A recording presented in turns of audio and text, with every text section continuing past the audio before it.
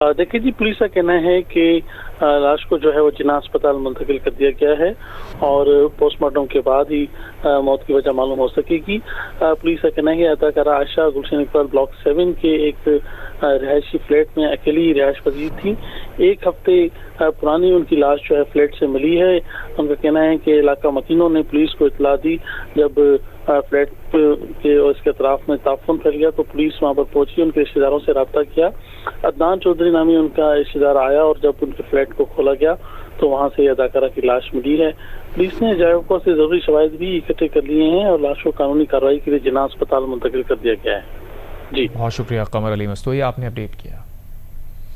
कराची के इलाके गुलशन इकबाल में रिहायशी फ्लैट से मिलने वाली लाश अदाकारा आयशा खान की है। पुलिस ने तस्दीक कर दी है और पुलिस का कहना है कि अदाकारा आयशा खान की लाश एक हफ्ता पुरानी है। खातून घर में अकेली रह रही थी और इब्तदाई तौर